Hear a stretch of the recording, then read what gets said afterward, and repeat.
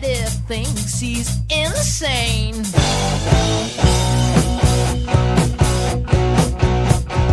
Goes out on the town, he flashes around, is his mind deranged? Couples walk by, he watches them all. To him, they're all the same.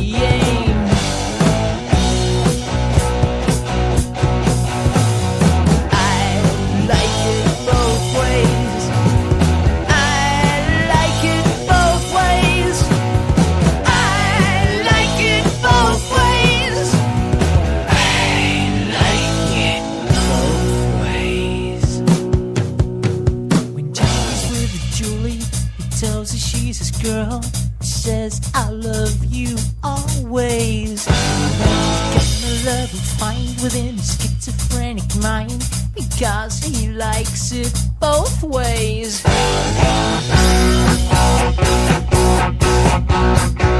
One day it's a rose, another day a thorn. He just can't make the choice.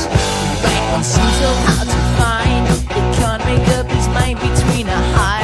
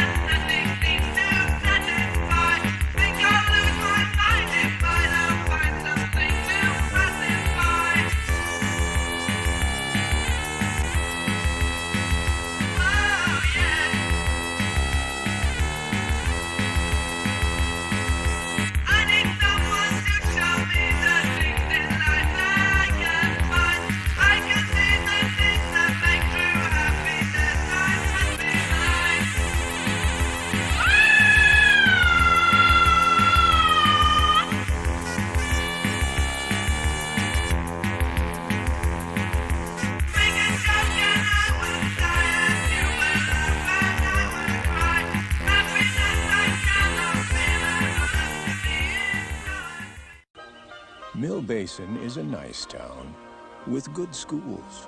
Julie, what did Emerson mean by the Red Slayer? Emerson? But trouble's coming to Mill Basin, and this town will never be the same.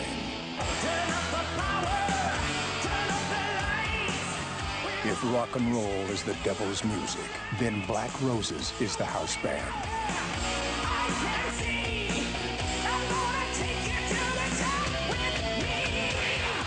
I mean, last week, all they could think about was midterms. Now it's Black Roses.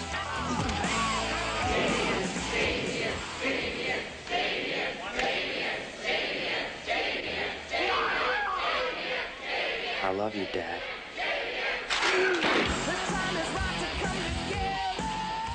There's something going on in this town, and you gotta help me stop it. Where have you been? Did you go and see that show again after I told you not to? You have to come with me to that concert tonight. Now, I can't explain it. I think they're doing something to the kids, controlling their minds. I can feel it, Neil.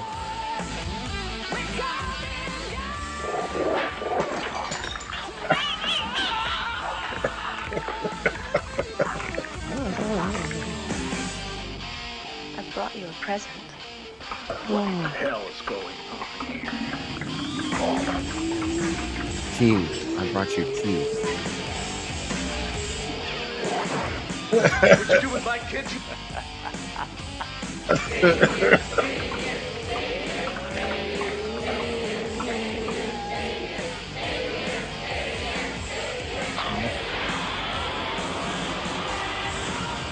The hottest band this side of hell is coming to town, and they're saving your soul a seat. Black Roses. Oh, and that right there is the whole movie. And oh my God. In that trailer.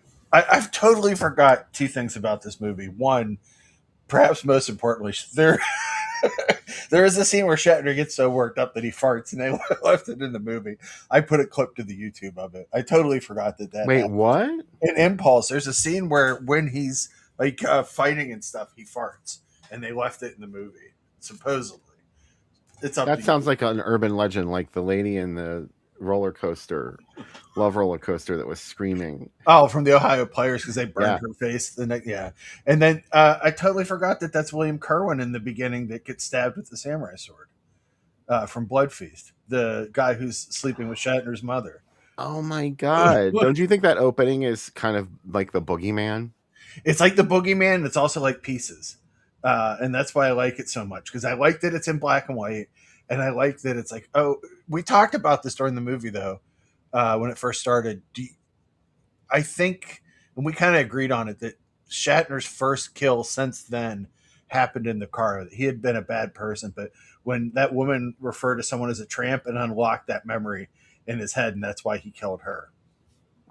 Do you think, because, I mean, there are two ways, excuse me, there are two ways to read it, because like I said, also, it could have been that he just sort of like Norman Bates out whenever he committed these murders and then came back and was like, oh my God, look what I did.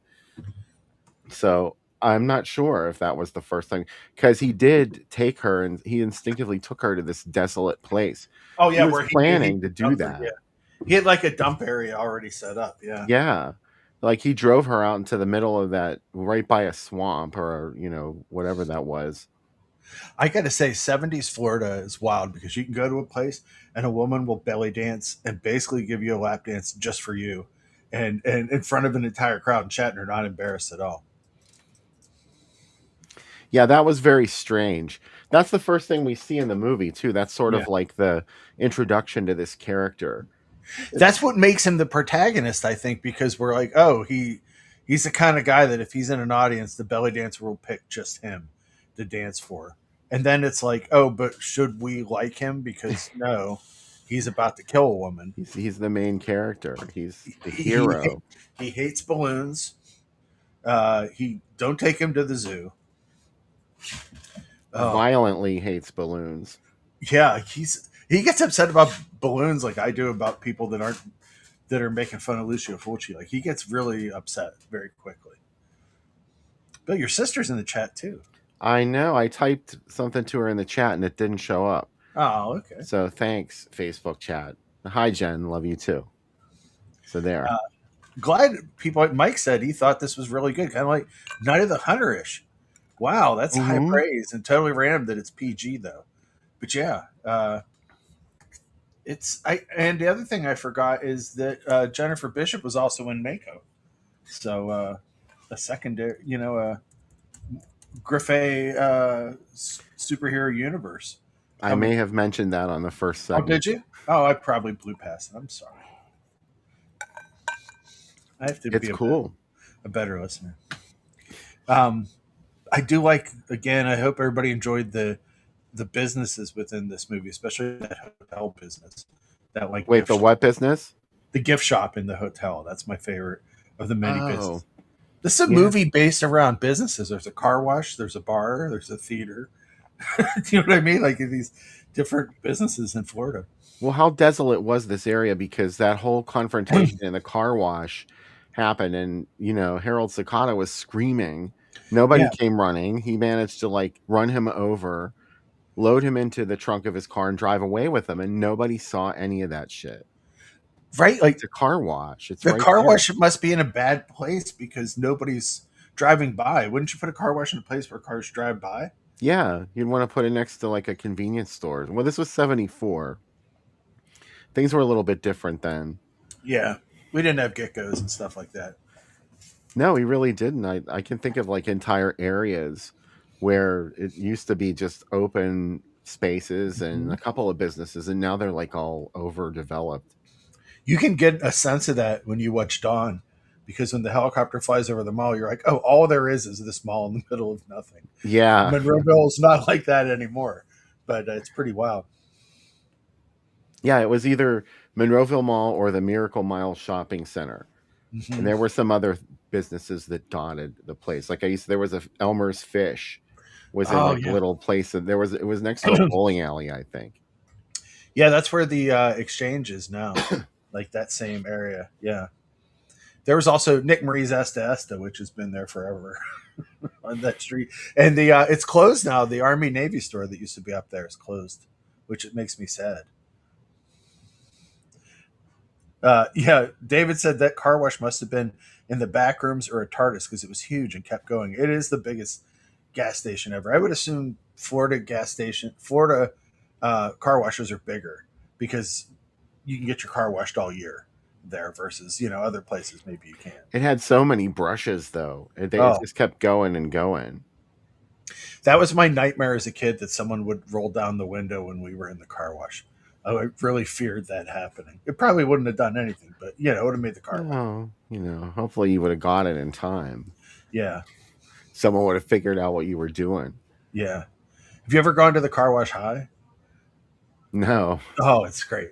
I'm not saying drive. That's how you get in there. No, I was of course I've never done that. A passenger. Yeah, I was trying to do a sting operation. But when that tricolored wash comes out, it's all different, baby. When you're under the influence, you're like, wow, this is the best thing ever. I used to make car wash videos. Oh, wow. I haven't made a car wash video in a long time. You just pick whatever songs on, turn it way up, and then turn on your camera for the ride at the car wash. I love that you did this. With no lives. You need to get back into this. I love this. Do you remember the lip sync video I sent you? Mm-hmm. You totally didn't get it either. I felt like you didn't get it. I didn't. Explain it to me because I'm an idiot. It was Stars on 45. We were talking about Stars on 45, and you were like, oh, I love Stars on 45. I got the 8-track or something. So I sent you a Stars on 45 lip sync video, and you were like, I don't get it. What are you doing? Oh, I'm sorry. I've been hit in the head so many times, Bill. So please don't take any Stars on 45. Don't take any of my... One, I'm an idiot. Two, I've had so many concussions. So there's times where I'm just like, okay. I thought it was funny that I just, embarrassed myself. That was better than the story to begin with. No. So I was like, he didn't even know. That must have looked really silly. No, it was great. You looked debonair. Oh, of course. I do love car washes, though. There's none in our town. Monongahela doesn't have one, which is crazy. Like, we have to go out of town to it. I like sitting in the car wash, though. I don't like a standing. I have to. Do you know what I mean? I like locking my wheels in and just rolling through it. It's a good feeling. Well, I like the passive idea behind Mhm. that, but I would rather get into the kind that have the hose on the outside and you do it. I feel better doing that. Like I know it's clean. Like You Joan. like to hold the hose. I do. Yeah. Yeah. I like to get on the outside and spray with that damn hose. Oh, Just do like you? Joan. Yeah. If you can't do something right, don't do it at all. Do you like to use the foamy brush, or do you think that's bullshit? No, I use the foamy brush. If the car's really dirty, I'll use the foamy brush. Not all the time though. Foamy brush felt like a big innovation a couple years ago when they first brought out. I remember the first time I turned around, I was like, "This is the future of car washing."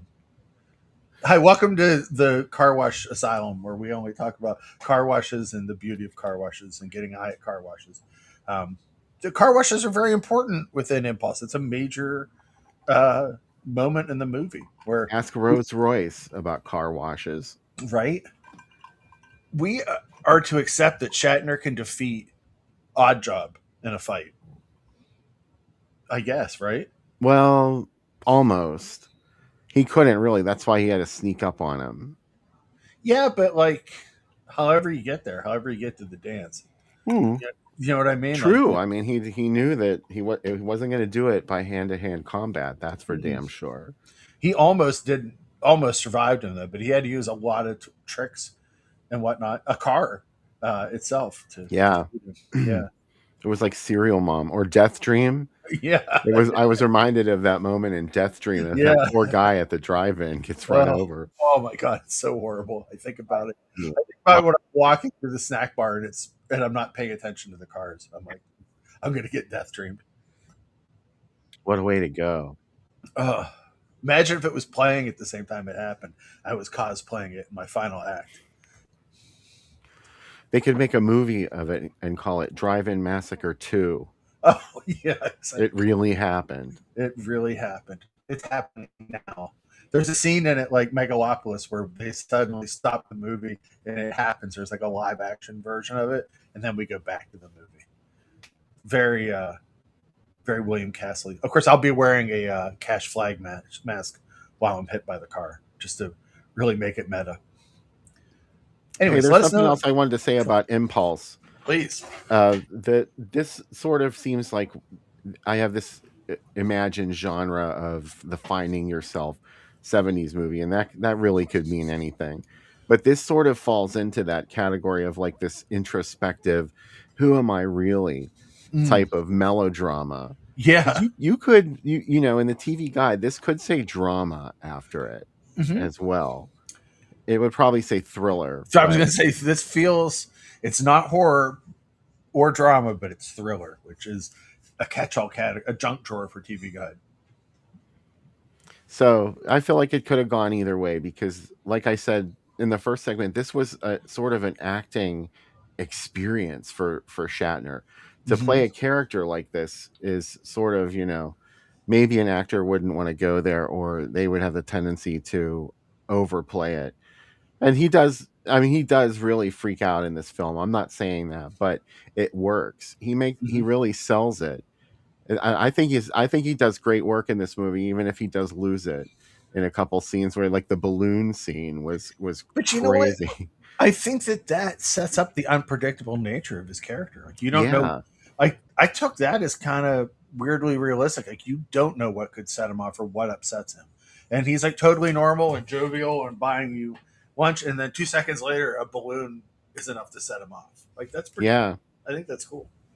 It's a scary thing. I mean, like, hopefully not that many, but we've all known people like that can just go from 0 to 60 over nothing.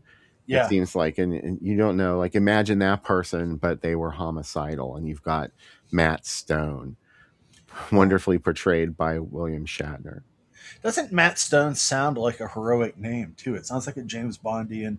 I think Hmm. that's the interesting. Greffe met Shatner in an airport, and that's he talked to him about this movie supposedly, and that's what's interesting to me is like we also take Shatner even while this movie is released during a time when he's not the big star that we think he is.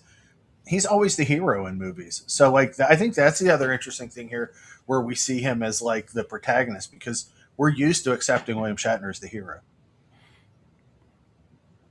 The outfits are just to die for, especially that thing with the hat. That was beautiful. Oh, I want to see him in more hats. I think he doesn't wear them because he's worried the hat's going to come off with the hair. Do you know what I mean? Like, I think that that's probably a worry.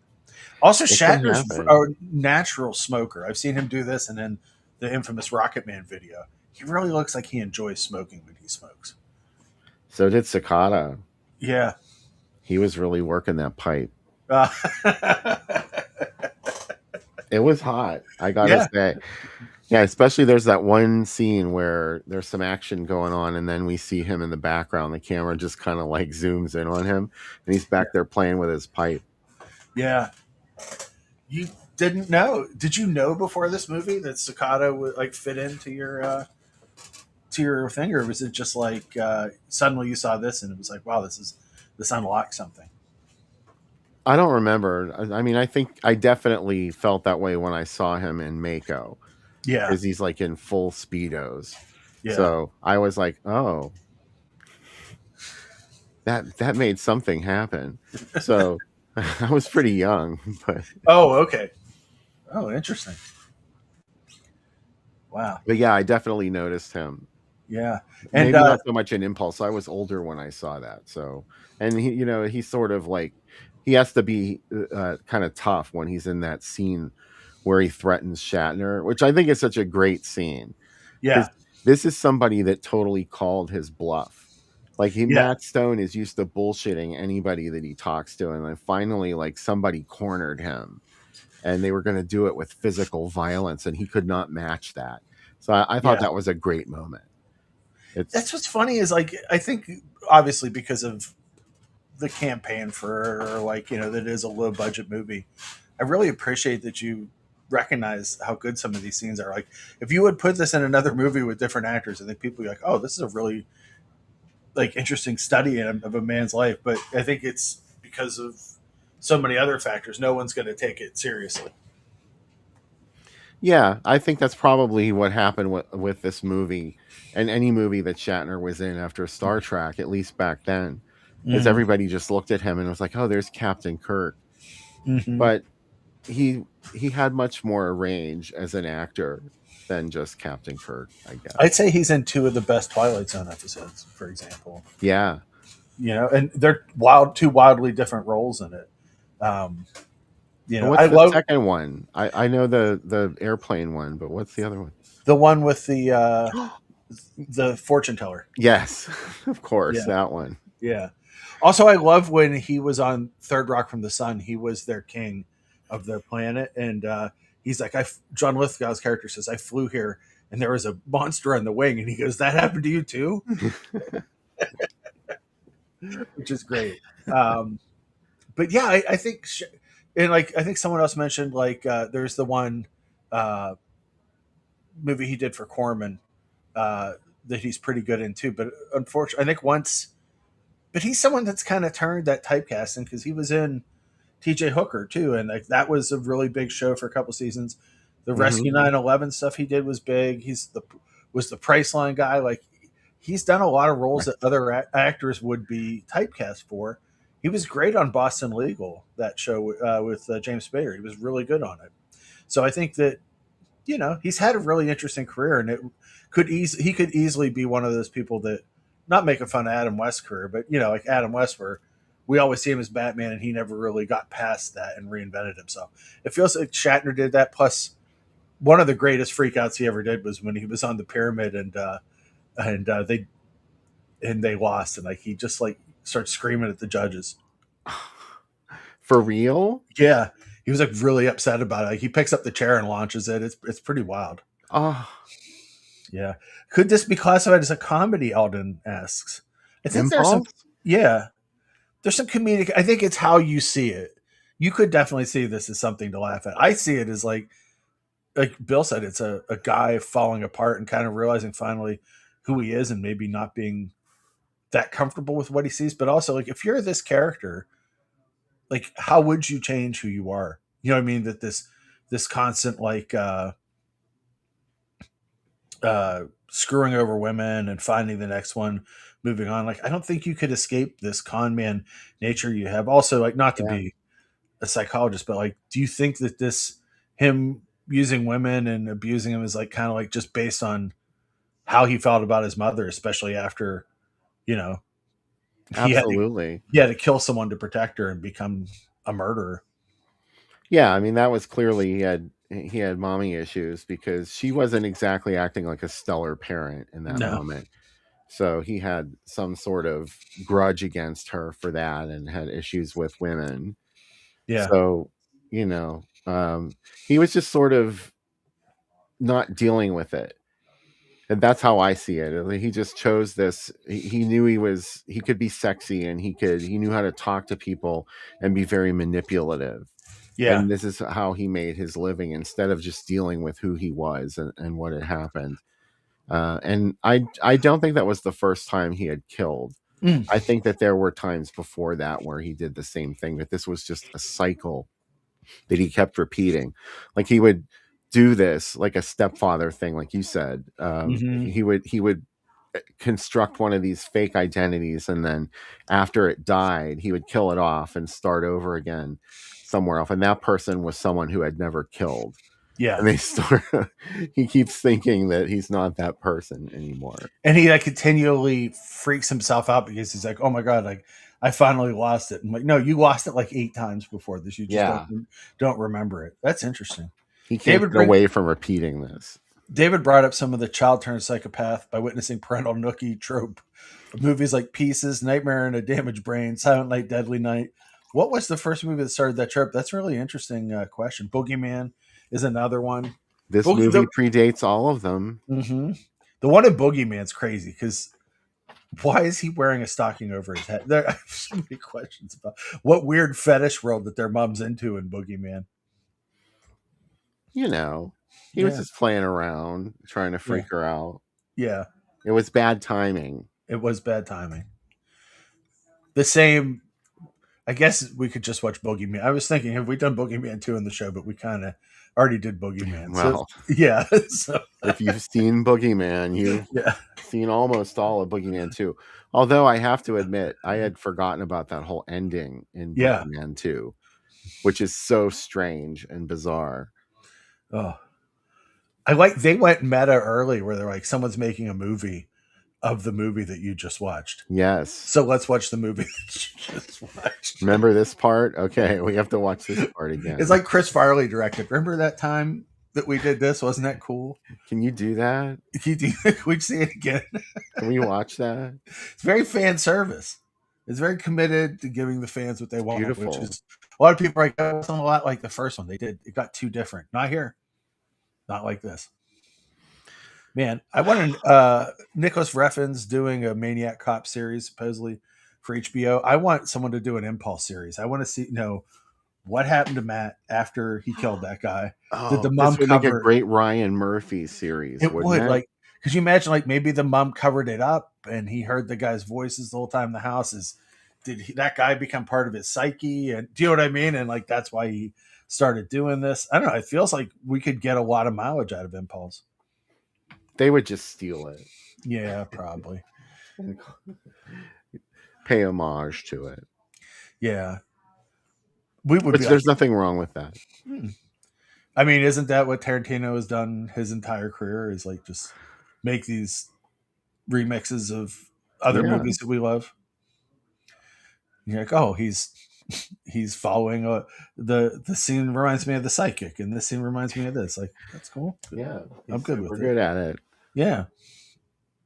Anyways, I'm glad we watched this finally, especially because it only has 2 days left on Tubi. So, if you liked it, we're not telling you what to do, but don't forget the Grindhouse releasing copy is awesome. This is a beautiful set. And kudos to Grindhouse releasing for yet another beautiful reissue of an important film. It also has a haunting alternate French soundtrack. When this came out in France, it's a totally different soundtrack. Oh, I haven't heard that yet. Yeah, there's still things I'm discovering on there. Yeah, there's they go into the vaults. There's like tons of stuff on here. They put out some beautiful. I mean, look at this cover of the inside cover. I mean, that's awesome. Can't wait to see their restoration of Scream Bloody Murder, because that movie has never had a beautiful. Oh, look at that! Just I can smell cigarette smoke when I look. I know at that's it. Has they actually had Shatner? Grindhouse Releasing probably won't tell you this, but I'll tell you it. They had Shatner blow smoke into each copy and then snap it shut. Yeah. I So hope that's so. the special. Yeah. He's like, I'm old and like I don't want to get. They're like, just they've got him a whole pack of Marlboro Reds and he went crazy. But I am excited about their, like you were saying, their Scream Bloody Murder. Oh yeah, it's just absolutely going to be stunning, because we've never seen this movie look this good before. I can't wait to see it on the big screen at the drive-in. I got a little tiny sneak preview of their restoration process, because Bob sent me just a single frame from the film, and we were trying to find a location that's depicted in one of the scenes, and I could not believe how crystal clear it was. It revealed every little detail in the image, and I'm not used to seeing it that way. And I thought the whole movie is going to look this good. I can't wait.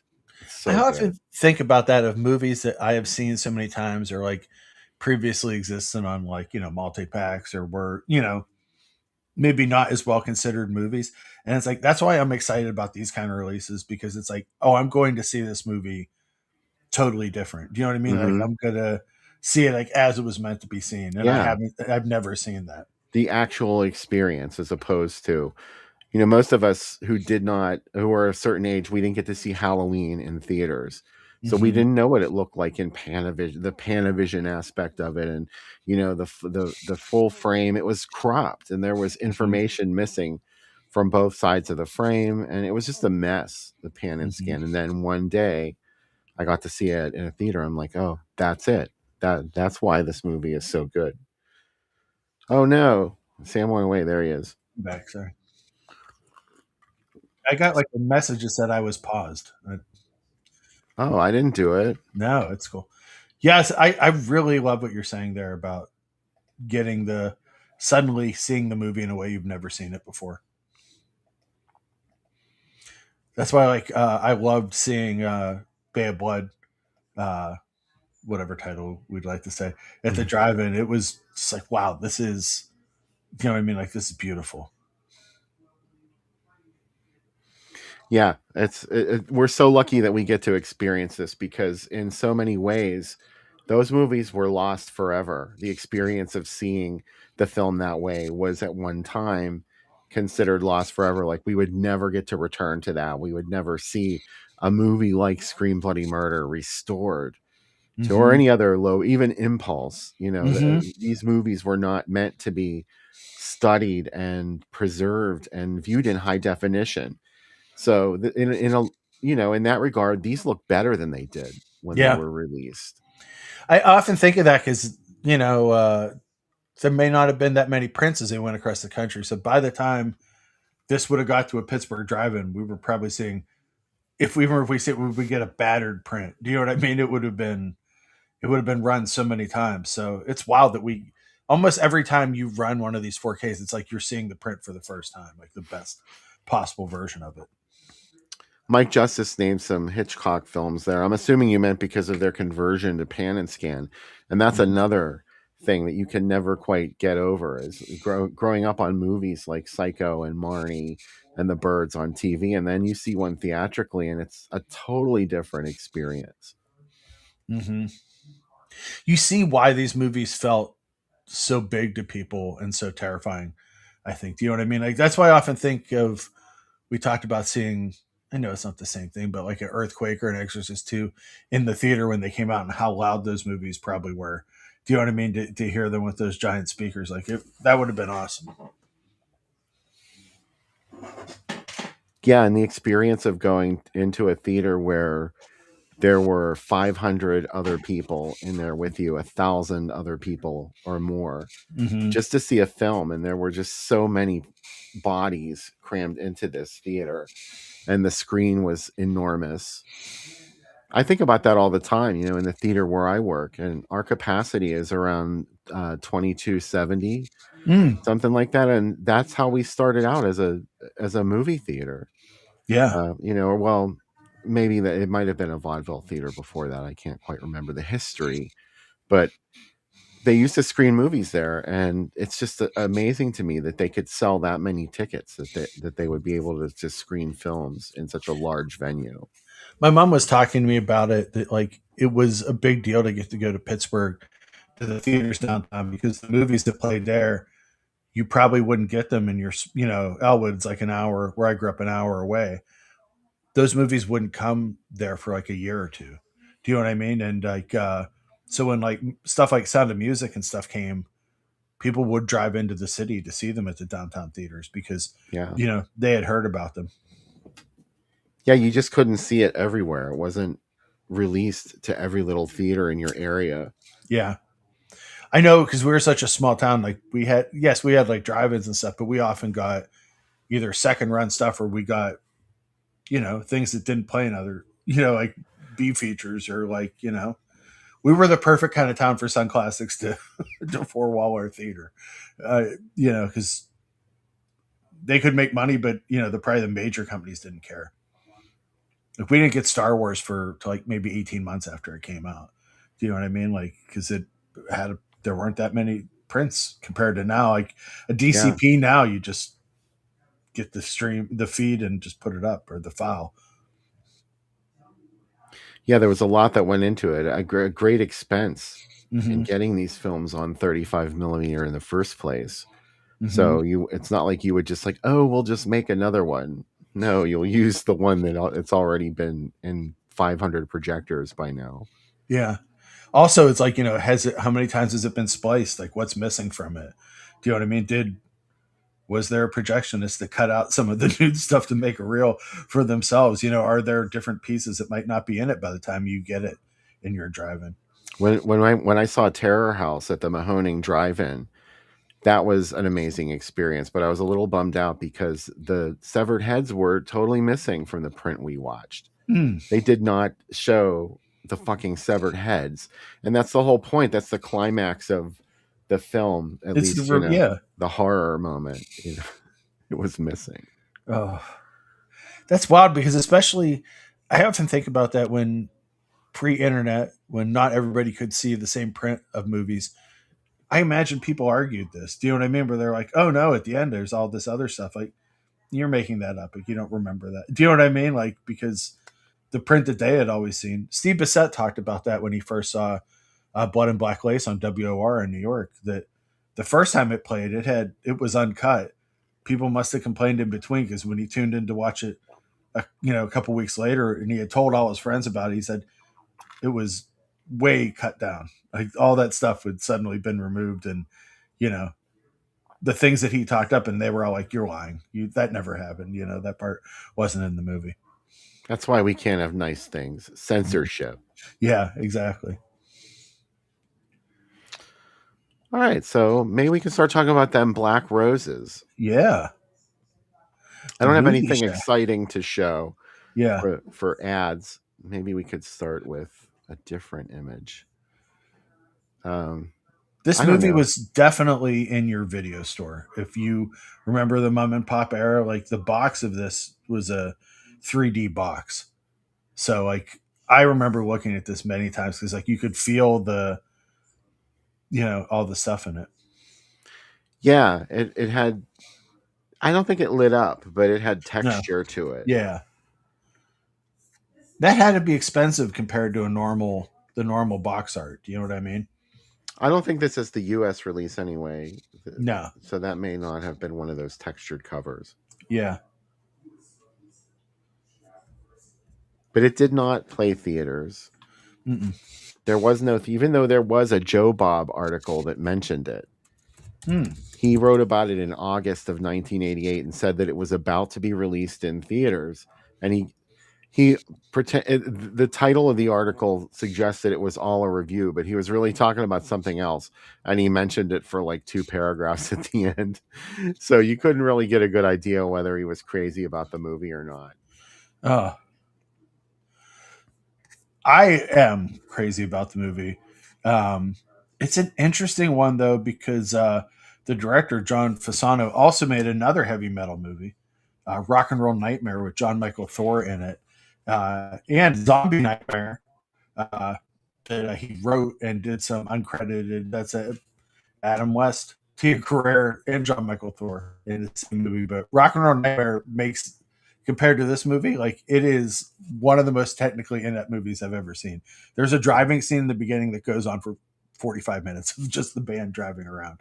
It's not good. This is, I love what you said about this movie. It's like, whose side is this movie on? It's like, it almost makes everything the PMRC said, like they're the good guys in this movie. This, if you told me this was a religious movie, I'd believe you. Also, because the director of it also wrote Megiddo, the Omega Code 2, which is the one of the what do you call Left Behind sequels. Oh wow! Yeah, he also did a lot of the Sniper sequels, and a late 2004 Legend of Butch and Sundance movie. So yeah, he had a really interesting career, and also designed the movie poster for Tenement, the Roberta Findlay movie. He painted and designed that poster, and worked on the Universal Soldier sequels. But this movie's crazy. Mill Basin, Bill, is pretty much almost. It feels like I know it's in Canada in this, but doesn't Mill Basin feel like the Western PA communities we grew up in, where like the teacher? It's like a small town, and like, why is Black Roses coming to this town? There's nothing to do in this town but drink and have sex, and or as I did, just sit and watch horror movies and not leave the house. Like there's No, that was the perfect place to test yeah. it, and I'll tell you why. Because in my hometown, that was just like this place. Mm. There was only one kind of music you were allowed to listen to, and this was it. It had to be like hard rock and by extension heavy metal. Like you Yeah. had to listen to DVE. The Oh only well, good bands were like, Zeppelin, Floyd, Aerosmith, etc. So this would totally be the best place for a band like Black Roses to test their devil shit out. Because if it worked on those kids, then they could get, those were they were the sitting ducks, because they yeah. already had, they were already sold on this kind of thing. Ah. Interesting. The band in this is King Cobra, which a little interesting for the metal era here, has a female lead singer, Marcy Free, Carmen Apis on drums, who was in a ton of bands. He was in Ozzy's solo band and Rod Stewart's band, Vanilla Fudge, uh, and Blue Murder. That was probably the highest he went up on charts, and the brother of Vinny Apis. But this is they said the budget was a little under $1 million. Not sure, but also the hero of this movie feels like an idiot, and that's kind of what I like about it. Like he's way too close to that student. So like, do you know what I mean? That he's dating Priscilla, who's just really kind of shitty to him. That's Carla Ferrigno, by the way, Lou Ferrigno's wife. But I like, my favorite part of this movie is the parents are enraged that Black Roses are coming to their town. Like, how dare they, right? And then they go to see the show, and they sound like Whitesnake. Do you know what I mean? They're like playing like ballad. They're only playing their ballads, and the parents are go, oh gosh, why were we worried? And then the door's shut, and they're like, you kids ready to see some shit? After And the then parents leave. after the parents leave, then the real Black Roses jump in, and then they literally go. These kids like join the Manson family. Like they just start killing their parents. Then like at some point they start turning into like things that look like fetal pigs and baby dinosaurs. Like the effects really don't match a lot of the other story. Yeah, it's great. I don't know, like the concert that they play is great. I have a lot to say about the end of this movie, but I'll save it for the end of this movie. Let us know in the chat if you've seen it before. But is this the best metal horror movie? No, it's Trick or Treat. We know this. It's not Slaughterhouse Rock. It's not Hard Rock Zombies. This is, I would say, a good number 2. You just saw this, right? And you really liked it when you Yeah, I saw it. watched it on Tubi maybe Yeah. 6 months ago, and I think I texted you about it. I was like, this Yeah. movie's really good. In fact, my hot take is that I like this better than Trick or Treat. Oh, wow. There, I said it. Wow. I like this a lot better. And This I'll tell doesn't you have. why, Okay, because good. I'm ready. Trick or Treat Trick or Treat has more cred. Like it's a little darker than this movie. Mm-hmm. And it actually has Ozzy in it. And who else is in it? It's Ozzy Gene and another Simmons is in it. Gene Simmons. Yeah, He's okay. the nuke. Yes. So it has that going for it, but I think the story is a little dull.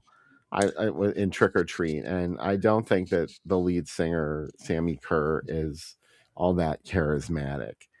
This guy is. Oh, I don't know about I this. I know. know. I know. I'm just trying to get your goat now. No, I know. No, that's okay. I appreciate it. You like this guy better. You like Damien It's not that better. I like him better, but I think this movie is a lot more true to the nature of the material because it was goofy.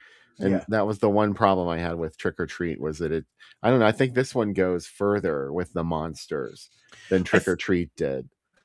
What I like about Trick or Treat is it's really written specifically for the metalhead that says, I wish that this could happen. It's like an evil speaker carry for metal dudes that, do you know what I mean? And I see Well, I still want it to happen. oh yeah. But this one feels like, are we on the side of the parents? And the parents are horrible too. I don't know. The hero also wears a lot of sweaters. He doesn't really feel sexy. I don't know. If I say anything else, I'm going to give away the end of the movie. But this has a great song in it. The "Soldiers of the Night" is a great song. Yeah. And the band Acid Witch put out an album called Midnight Movies that has that song, their version of that song, and one of the songs from Trick or Treat. So I think they see it on the same parallel. By the way, I love these kind of ads. This is all the shit that was coming out on tape. This was a big deal to see an ad like this too, because this was like standing at the video store, planning what you're going to watch. Have you ever seen the Malango bean fed war? They didn't smell it right. Like, fuck it, right? Good enough. Let's go through Reynolds. Oh my god, let's go through each column here of what Jack's back 100%. I love that movie. I'm shocked that it shows up in here. What else is in here? Please, Open Kevin. Christmas Day. That's rough, right? Oh, 10 to 10. Someone's got to come in and rent either Gore or Lady of Lust. Both those movies. If you rent either one of those movies, you should be put on a list. How about Lady in White is on here too? Yeah. Wow. That's also, it's a bummer if they're open on Christmas, because that means if you rent a movie on Christmas Eve, you're going to have to take it back the next day because they're open. Yeah. I like that they put a apostrophe on Camera Rentals. Like it's possessive. Camera Rentals is. They're up until 10 p.m. on Christmas Day. They really hate their employees. I hope the owners came in and were there for that day and stayed there. Are you kidding? No, they didn't. They were in like Bermuda or something. Like what? Why isn't Bobby here for Christmas? Well, he's down at the movie shack. Oh my god! These are all from 1988, actually. Oh my god! I love that you can go to a pharmacy and get these. One, but two, Arthur 2 on the Rock. I imagine that he is trying to break out of Alcatraz with Sean Connery. What's up with Arthur? Oh, he's on the Rock again. Yeah, he's on the Rock. I love that these are the movies that they triumph as their big releases, right? Like I guess Short Circuit 2 and Arthur 2 are, but like Howling 4 and Black Roses those are my big releases. They're like, we paid a lot for this box. This box they told us would rent a lot because it's a crazy package. So well, yeah, you didn't get just anything at the drugstore. They only had so many movies. Yeah. Oh god. I love their logo too. It's just Howling 4. Man, that's rough. Right? 4 Not is rough. Not the marsupials. No, that one's good. Yeah, that one's like Citizen Kane comparatively. If we're gonna talk about the Howling movies, oh, Here's some more. I love the choices here. Of like Black Roses has kind of like a playful font, Red Heat military font, Monkey Shines is playful and silly but a little sinister. Oh. These guys are at least closed Sunday, so you know the trick. You rent on Saturday night, so you get the extra day. Yeah, but nothing's in. You have to get there early. Yeah. I mean, I'd probably get there at 10. Oh. The Seventh Sign. Wow. I remember that one. Cherry 2000. That's probably what I would rent. Oh, no, Bloodsport, sorry. And Black Roses. You'd rent Willow. Don't kick the baby, Willow. I would rent LA Heat because it has Sybil Danning in it. Come on. That's what I would rent. I like that it got that high up. And like, oh wait, no, LA Bounty. Sorry, LA Heat's a real movie. Sorry, everybody. I got come on. Come on. This is a class joint. Yeah. J&R Video. Yeah. Look, Author 2, not Arthur 2. Arthur is really dealing with it in these ads. Author 2. Arthur 2. Arthur on the Rock. Not to be confused with Author, another movie with Dudley Moore. No, I love the good call. I love the that they put the old school like film things in the video logo, and that they look so playful and smiley. They have a great logo. This is a great ad. 6,500 movies. Can you imagine those reels? Oh, that's just clip art because I use that in Drive-In Asylum. Oh, that very image. Oh man, I just realized that. 1 to 9 on Sunday is bold. That's my kind of hours. You get to sleep in, then you kind of work a little late. Yeah, 9 p.m. on a Sunday. Yeah, I'm down with it. That's somewhere to waste some time on a Sunday. Oh, you think I want to blow Sunday on a scene like this? Hey, you going? Bill, I'll see you at Oswald Square. We'll go to J&R and get a couple movies. Sounds like a plan. Yeah. Get a pizza from Fox's Pizza Den. Oh, yeah. The what's the big one they have there?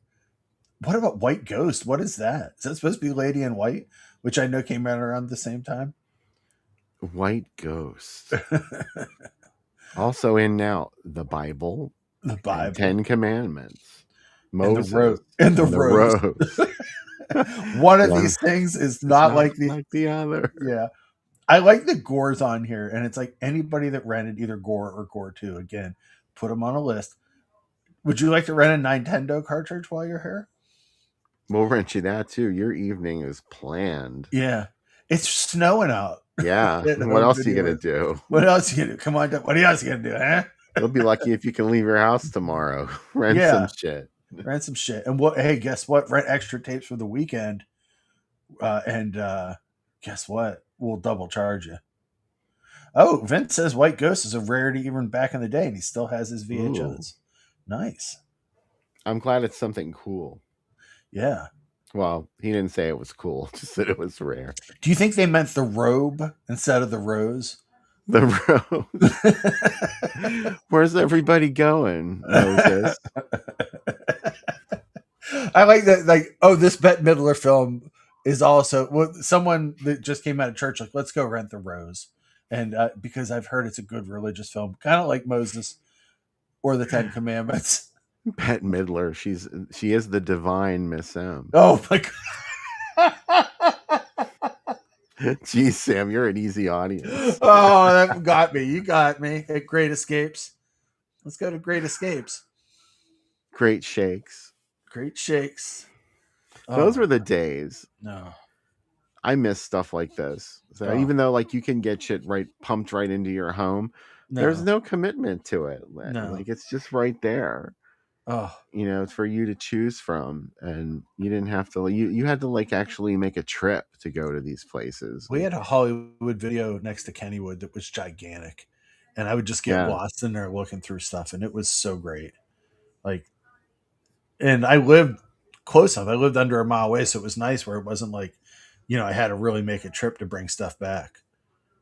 Though I do have nightmares still occasionally that I have movies that are due in a town several towns away, and that I have to go there and get them and bring them back. And like, it's been years and they're still open and I didn't realize it. So I have like 20 years of late fees.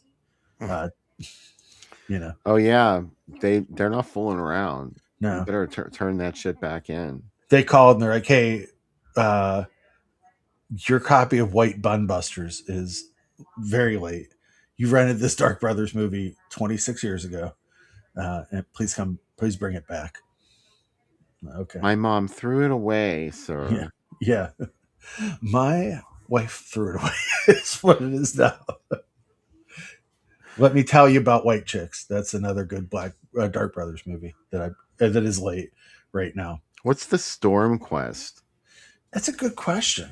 Let's look at the Storm Quest. It's either going to be, it's a movie that you want to be. Storm Quest is an Argentinian sword and sorcery movie. Ooh. Yeah, it was not released commercially to cinemas, but it was direct to video. It is one of the last entries in a total of 10 movies that Roger Corman produced in Argentina. Ooh.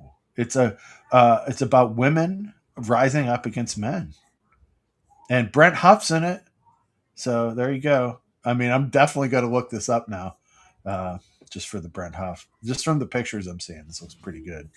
That and White Ghost. We have assignments. Oh, well, here's the thing. Like those feel like the kind of movies that I get like excited about just by the name of it. Do you know what I mean? Where I'm like, oh man, this sounds really good.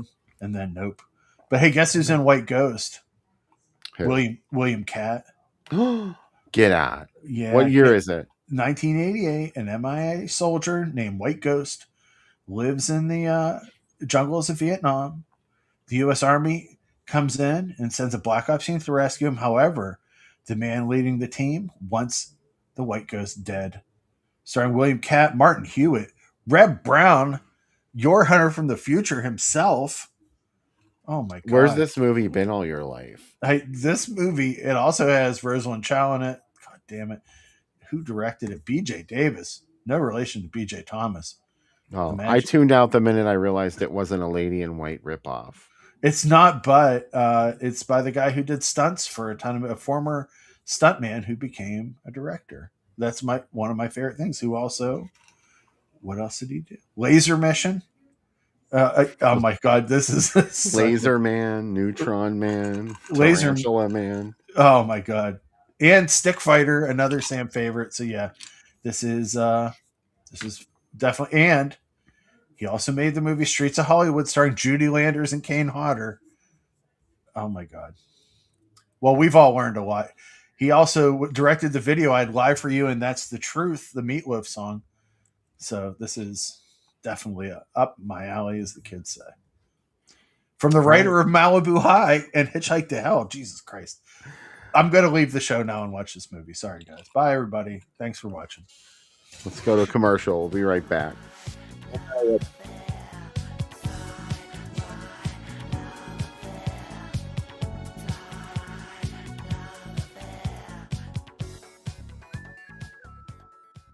When the subject is a little personal, will a girl level with a man? I gave it a try and asked Joy Winner, does your spray deodorant stop perspiration wetness? Well, to tell the truth, it doesn't exactly keep me dry. That's because leading spray deodorants stop odor, but not wetness. Well, I like something I can just, swoosh on. Most people do. So we created a totally new kind of spray, Arid Extra Dry. What do you mean, new kind? Arid Extra Dry is the first leading spray that, used daily, not only stops odor, but helps stop wetness, too. Great if it works. Read the label. You'll see it's got an anti-wet ingredient. Aluminum chlorhydrate? No other leading spray has it. And one little ingredient makes all that difference. Helps stop wetness. Well, I admit I need a little help. Use new Arid Extra Dry every day, to be sure. Helps stop wetness. Beautiful, Miss Morrow. I wish someone would send me flowers Special delivery. Introducing the newest Beautiful Ones bra with the corsage design from Playtex. Cross your hearts. Sleek and lacy, corsage applique, even the package is beautiful. I recommend you wear the bra, and it lifts and separates for a better figure. Better figure? I'll buy that. Cash or charge? Try Playtex Cross Your Heart's new Beautiful Ones. You were really lucky. You'd better believe it. Tell us exactly what happened. There was one coiled on the ground in front of me, and I had to jump over him to get in. This is Rattlers. What a way to die. Stand perfectly still. He's right behind you. Rattlers. Striking soon. Rated PG.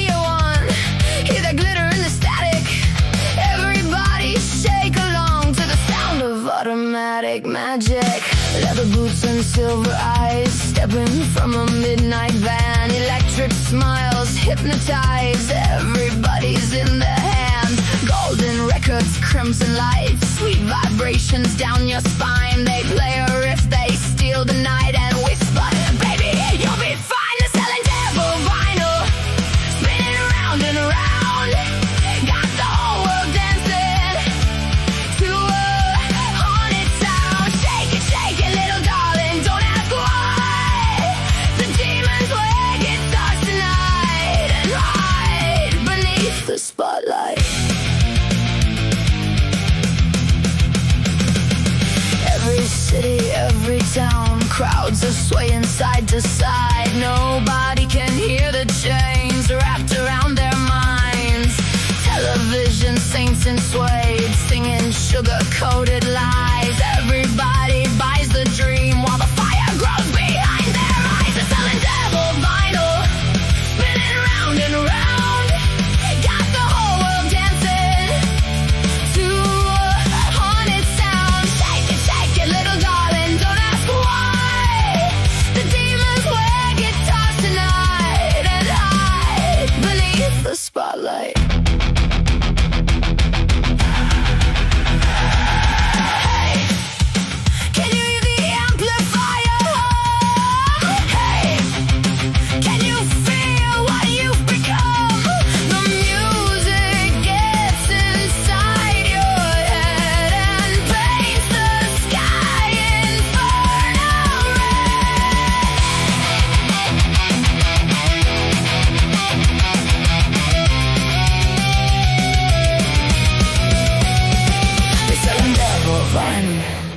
Spin around and around, got the whole world dancing to a haunted sound. Shake it, little darling, one more time.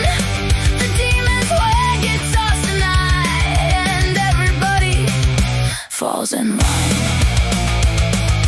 Hey, turn the radio off. Too late.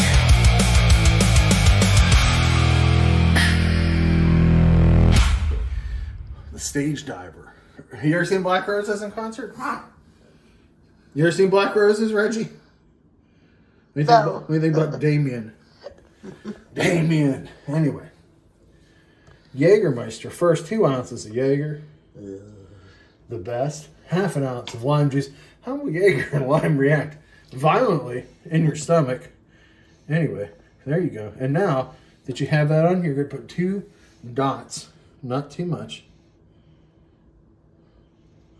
And then you're going to pour the Coke over top of it. Once it gets ahead, give it a slight stir. And that's it. That's all you're going to do. It's simple. You drink this, go to the Black Roses concert. This is what we used to drink in the parking lot. the Black Roses concert. Then one time we saw Sammy Kerr right before Songs in the Key of Death came out, but he died. So, at Pazuzu.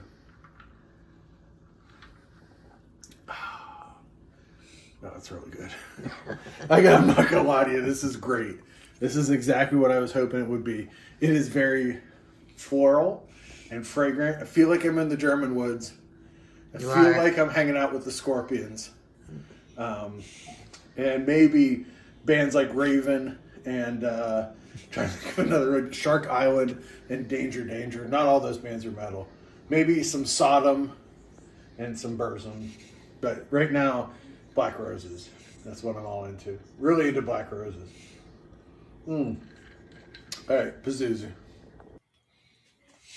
Pazuzu. I loved Becca's Pazuzu noise she made when you mentioned Jaeger. Oh, yeah. She went, ugh. Yeah. She does not like it. I'm not crazy about it either. Oh, I love it.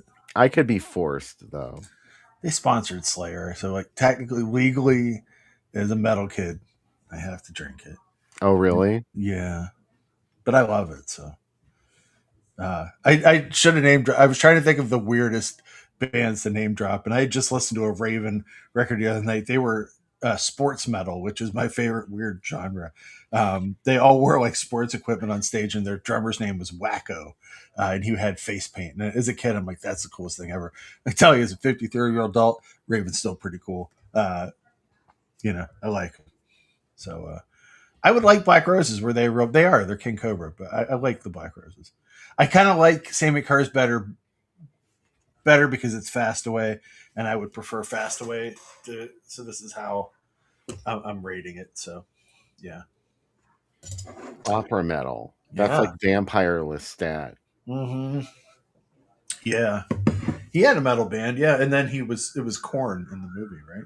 Did the music for I don't remember. For Queen of the Damned. And I'm like, I don't think.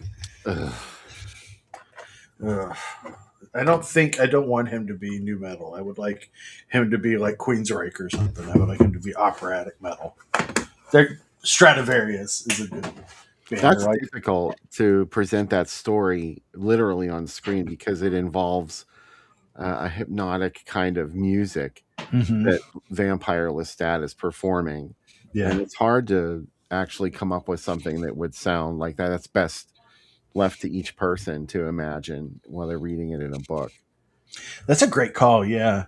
Especially if you hate that kind of music. You're like, oh, I'm already judging him. Yeah, I don't like Vampire Lestat. Yeah. Oh, Vampire Lestat. But, oh yeah, that is right. There's a band Lestat from Cleveland, an industrial goth band from there. They were just inviting him to come and say, come on, sing for us, Lestat. Please. Well, we're all black for you. Yeah. In my head, Lestat's band sounds like Merciful Fate, but that's what I would like them to sound like. Like very operatic singer like King Diamond and like just like very like complicated songs. That's what I want them to be.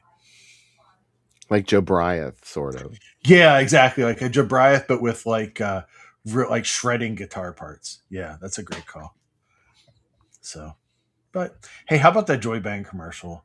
Oh, I'd buy deodorant from Joy Bang.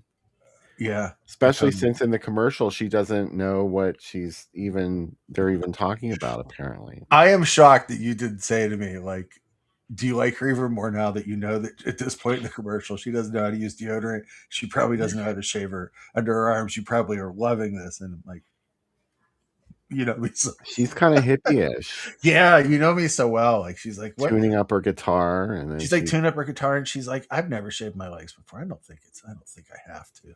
And I'm like, no, okay. I was kind of annoyed when she had her elbow on the piano at the end. Yeah, but you know what? Like, that's fine. She can do whatever she wants. She wants to be a bad actress in a snake movie. We just have to take it. And we just have to say it'll be okay. This stuff tastes shitty. You're not supposed to eat the fuzz. Oh, Joy Bang. Man, I was talking to Bill before the show began, and I said that I want to make a like where were the Messiah thruple at before this, and just like have them get involved in other stuff. Like I want really a prequel of just them going around the globe and like ruining relationships with people and like just rolling into small town bars and causing a stink. Do you know what I mean? Like I that's what I want. You mean That's dragging people into their pit of sexual perversion exactly, yeah. and ruining their lives? Exactly. Like and they leave town and people are like, God, they should have never came to this town.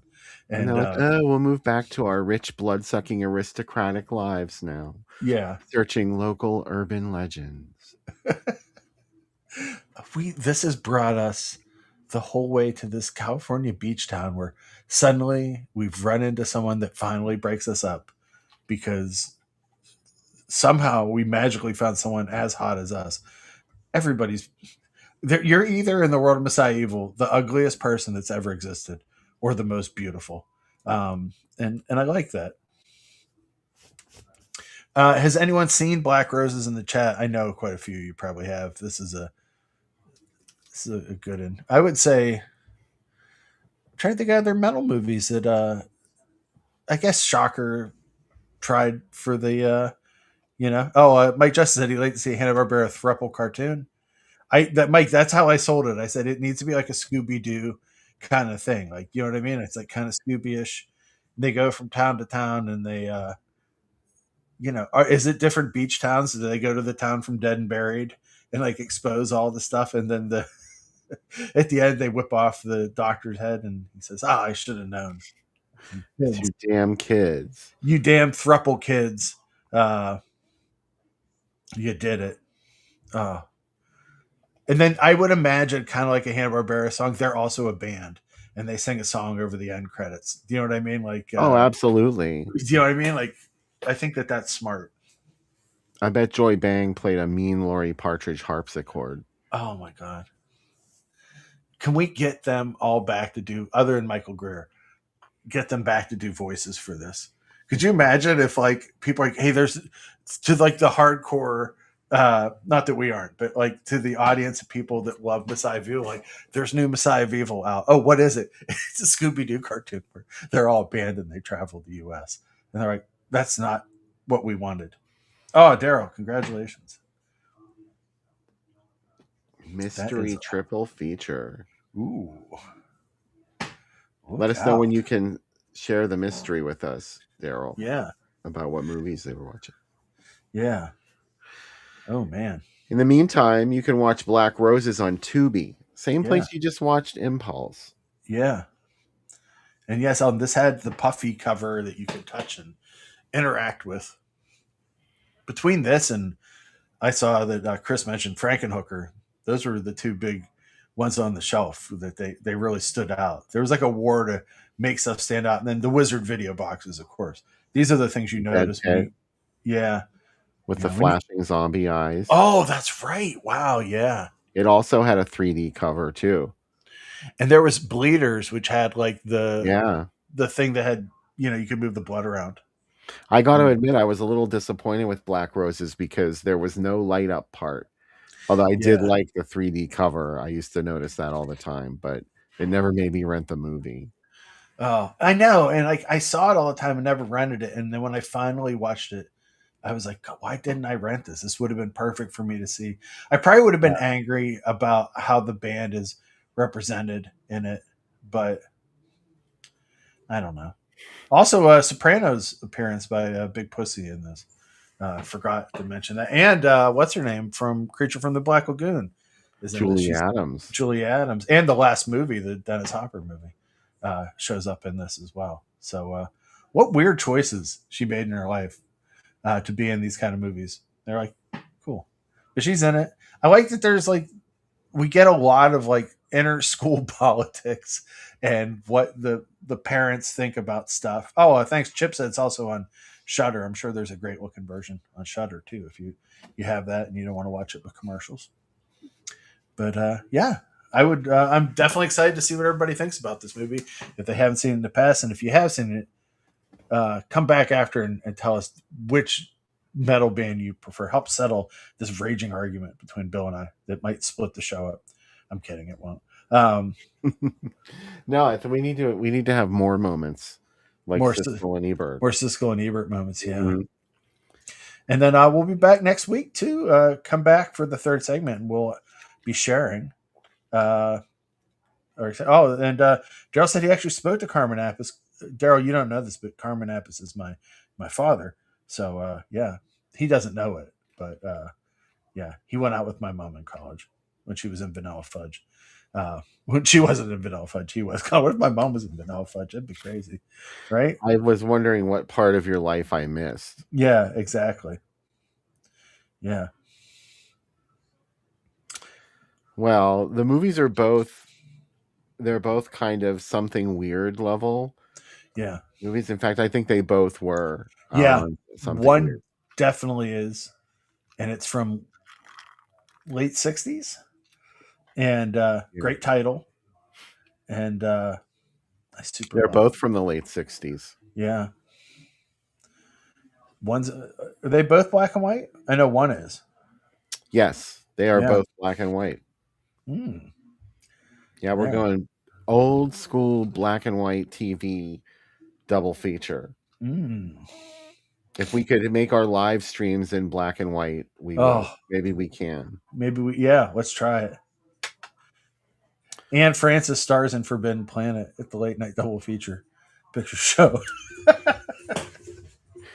And anyway, the first movie is dirty, and the second movie is a very strange sort of version of a very high class ghost story. Mike said that next week's movies are Rue McClanahan's Regional Nudie Cuties. Yes, there is one that John Hayes directed. Yeah, Rue McClanahan's previously unseen sequel to The Naked Witch 2. Oh, it's a smoker, so you must be 18 or over to see it. It's got inserts. Rue McClanahan inserts throughout. Can you imagine? Oh, you mean it's really her? Might be. It looks like her. The implication with inserts is that it's not them, but if it's them, then I filmed my own inserts. Thank you. That's what she said. She's like, I'll come back into the studio. Yeah, if you want. In the meantime, go watch Black Roses on TV and come back afterwards for the third segment. You'll be here.